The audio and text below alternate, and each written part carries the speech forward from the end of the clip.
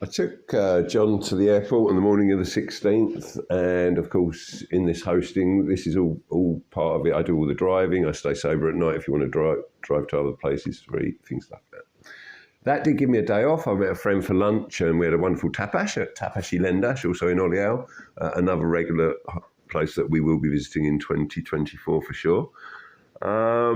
Then I went into Seville actually for the night and drove her back to where she lives with her boyfriend and spent the night with them there.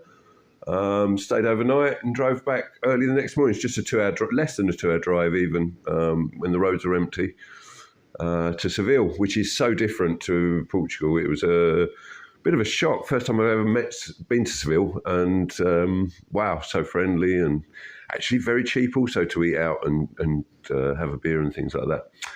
So back in town, picked up Luke from the airport, got him back to the accommodation and got him out straight away. I didn't want to waste any time at all because the fishing in February is as hard as it gets, and the sooner we got him on the rod, the better.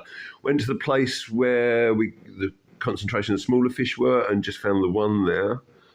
Went back to the farm pond, bit of terrapin footage here. This is where we realised there was some terrapins. Quite sweet little creatures. I'm not sure if they're native. I'm no idea actually, but I guess they are.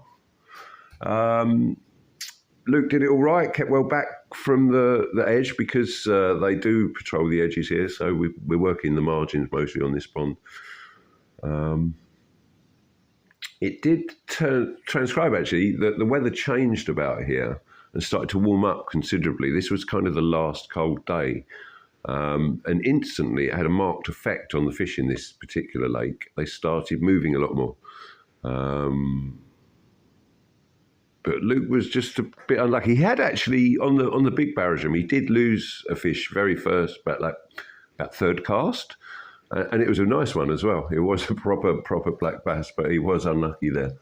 I think he jumped, and I hadn't instructed to. So these fish jump a lot, and if you don't get that rod tip down, that's what when you'll lose them. Apparently, just like tarpon and trout do this as well. You need that tip down, otherwise you get a slack as they come up. If you've got rod tips up, it creates a slack and it just drops off. I was lucky with a real beautifully black bass from the farm pond. Just I think the only take we had, and of course we were both lucky. End of the day, because we again got spoiled rotten with food. I can't even remember these desserts. One waitress looking after us there. Now, it is a culinary tour as well, and there is one cafe that excels for toasties for breakfast, and we will be going there. It's in Fuseta, and while we're in there, there's a small kind of fish market there, which is always interesting to have a look through. And these trips are tailored to your requirements, and Luke enjoys this kind of walking, exploring stuff. And Fuseta's a lovely place to explore. It's a bustling, small but bustling commercial port for mostly the only big boats that run out of here. Bigger boats are running on the cuttlefish and the octopus, and a lot of gill netting going on, tangle netting. There's estuarine system here. It's all part of the Formosa, which is like an estuary protected by barrier reefs from the open sea. And everything's in here in juvenile. These are tiny hermit crabs there in their little tiny shells. Shells are everywhere here. It's a major part of the industry of the Formosa. Salt pans as well. But on the low tide, you'll see absolutely lots of guys that all their life they've been pulling razor clams and cockles and clams out of the sands here. A lot of oyster farming goes on in the Formosa as well, and that's something you really must try in the local restaurants. They're very, very good. Back onto for the rest of the day, we went again back onto the big reservoir, quite determined to get Luke his first fish. This is where he lost on the first day. Something happened here actually later in the week. It seemed like a snag had been added, so I don't know if somebody was laying a snide net in there or just some local had fed up of seeing us use it so much and had dropped a rope in or something like that. But definitely a snag appeared on this spot, which was interesting.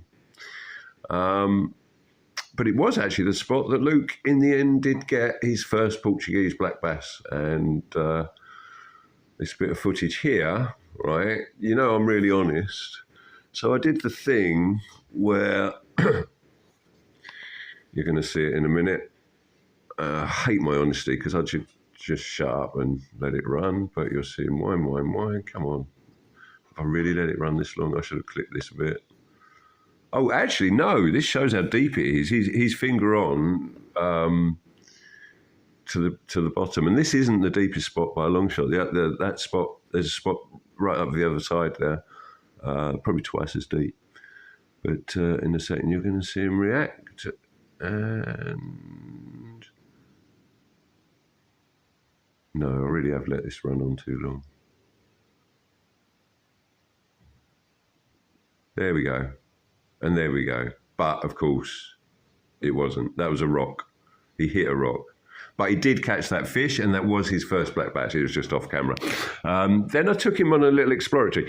There's a guide out there who's I'm really sad. He's going back to Australia. He's finished with guiding there. He's sold his boat. Really good guide. He showed me that little river there in April where we were fly fishing for the barbel and hooked barbel and everything. It was great. Just had a little look there just because it's pretty. And then we went on. Then we headed up back onto the river. We did a lot of fuel on these trips. I don't expect to do nearly as much come January. The river, the car park there, look what we found, a Bedford, one of the really beautiful mobile homes someone's put a lot of work into. We also found evidence of what fish feed on in there. Did you see that? That was a blue swimmer crab or a swimmer crab right upriver there. And we fished this spot here, dries out, and you can walk across onto that island. This is Matola, made famous by Bob Nudd, catching a lot of barbel there. We thought we'd try that shallow run there. There's no reason they wouldn't come on and feed there. But that was it. Just that 2 fish, I think. Better than nothing. And, of course, beautiful meal to finish off with.